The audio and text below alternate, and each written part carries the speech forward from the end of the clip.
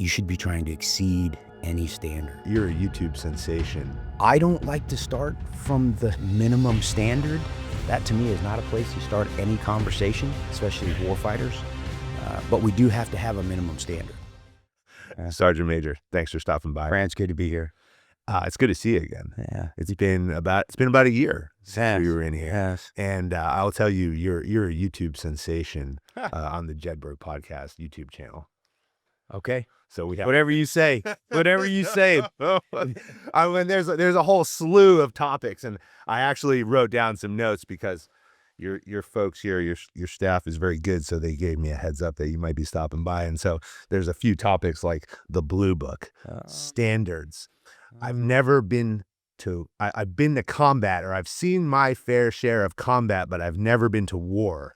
Was one of the popular quotes. Since you're talking Blue Book, Here we go. I was going to ask you, do you have it? Of course we do. And how's the rollout going? A matter of fact, TRADOC gave me an update the other day.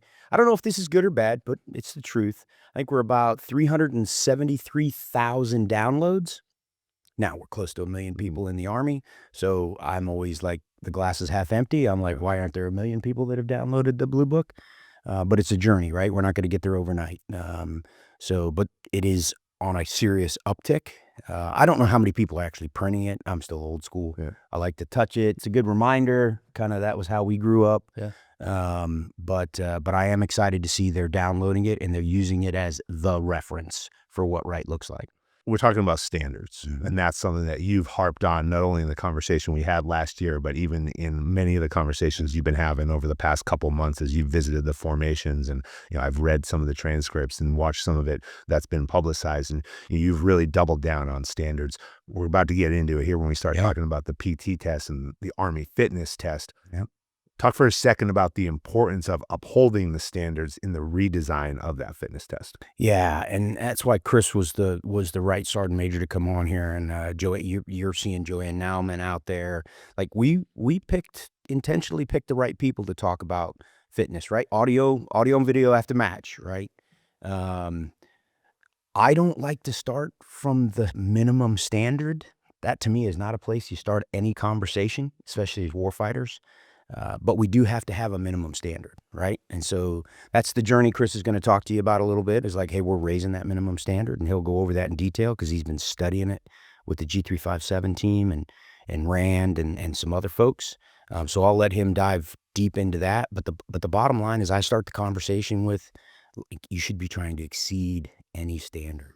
When I walked in, I heard you talk about the journey that you remember with the three event test. And, some folks remember we had extended scales, then we didn't use extended scales. I would argue the reason we had extended scales is because it was a fairly easy test.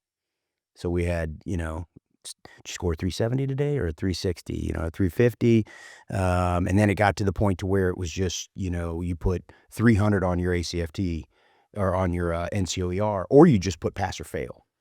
And so the journey is about changing the culture of fitness, what it means to be fit as a warfighter. That's really the macro, topic that we love. Right now, we got to dial into the Army fitness test and the minimum standards for combat arms, etc. So that's important too, but it's bigger than that. It's twice a year. You take this thing twice a year.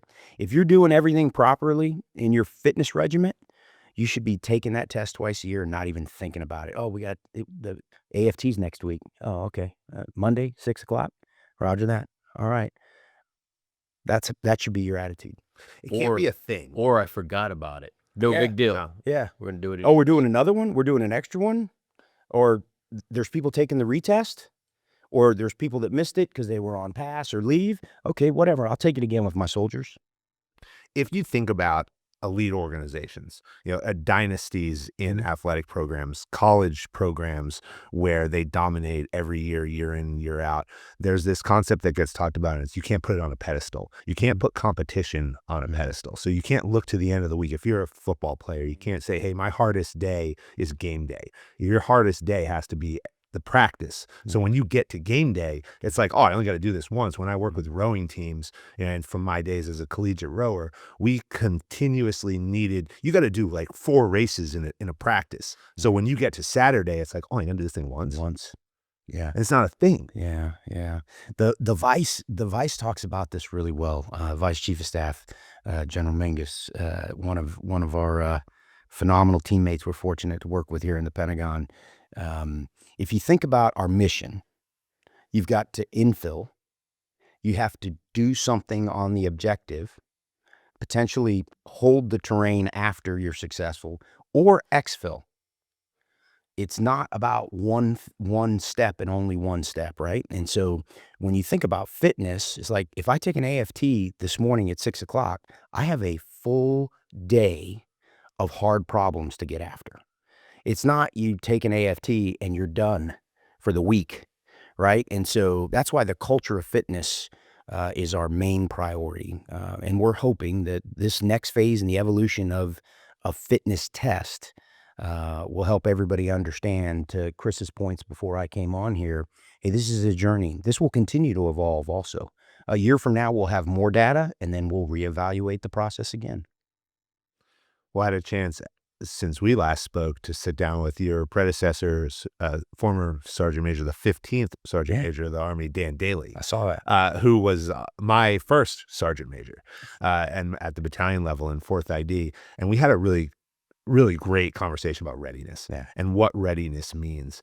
And now as we see what's going on in society right now, we see over the last 6-8 months, a huge increase in recruiting, and it's gotten a lot stronger. I think back to the conversation that we had about some of the challenges. So can you talk for a second from your perspective about how's that changed over the last year or so, and how are things like a revamped Army fitness test reinstilling into the force this warfighting first culture, which then is going to drive recruiting numbers? Yeah. So again, this is a journey with multiple chapters in it, right? So we're 2 years into getting after warfighting ethos, if you will, right? And part of that has been part of our recruiting journey. Retention stayed steady.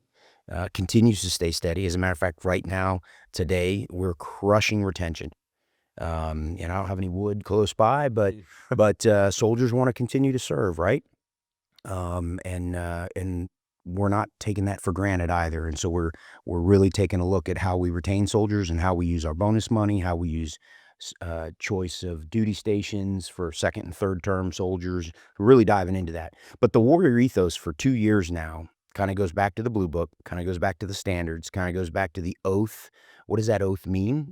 Like Private Weimer took an oath. Did I really know what the oath was? You've heard me talk about that journey from compliance to commitment, right? It really starts the day you ship from MEPS. What did I really sign up for? And by the time you're done with basic AIT, you get to your first duty station. Do I fully understand, and am I committed, right? That's that journey. This is a hard life. This is not easy. You chose the path that needs a machete. There's brush that needs cleared. It's a righteous path. It's hard. Like, we need to embrace that this is harder than the average path and be proud of it. That's what being part of this profession really means. And so I think when you reset that and people kind of, sit back and they're like, well, yeah, of course, that makes complete sense. That's been the last 2 years. I think you're starting to see that in recruiting stations. They know what they're signing up for. This is going to be hard. You bet it is. But we're going to teach you. We're going to coach you. We're going to bring you along the journey. We're not going to help you meet the standard in the wrong way. We're going to coach you and help you meet the standard in the right way. And then what Chris is talking about, you got to continue to be able to meet the standard over time, because we exist to fight and win. Like, we're not a jobs program. We have a real mission with real consequences for the nation if we don't take the profession seriously, which is why I'm not hanging out very long. You're going to get to talk to Chris because, I don't know if he mentioned it, but he's the next USARAF Sergeant Major. He's going to go work for General Donahue in Europe this summer. And it's Sergeant Majors like him that remembered where he started out as a private and how he got to where he is now. And he's passionate about giving it all back.